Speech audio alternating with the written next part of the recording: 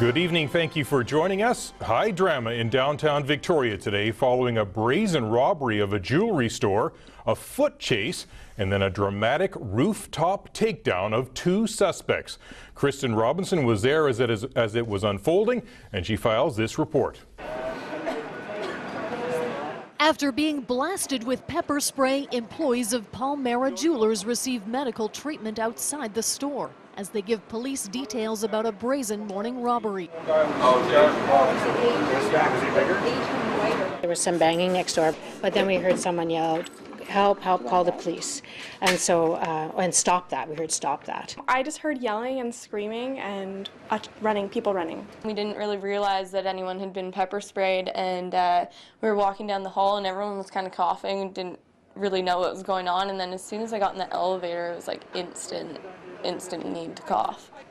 Around 10:30 Thursday, neighboring businesses heard the sounds of two men robbing Palmera Jewelers at Fort and Broad Streets. They were bashing things, and there was glass everywhere, and also that they had a gun. Staff at Adventure Clothing saw two suspects running from the store with employees chasing after them. We heard the noise and we heard them, so we stopped and we came outside and we saw them just like booting it up here, and the owner like chasing after them, telling them to stop, and she like ditched her high heels and just kept running after them. And she had stockings on and bare feet, and she was just running after them full blast and yelling, "Stop them, stop them." Another witness saw the suspects run past him at Broughton and Langley. I'm looking at them thinking those guys ripped something off, and I was going to stop my call and, trip them. And as I'm looking at them, they were both smiling. Turns out he'd seen one of the men leaving the Bedford Hotel 20 minutes earlier. There's not a lot of African Americans in Victoria, so it registered when I opened the door, and I was a couple feet from the guy.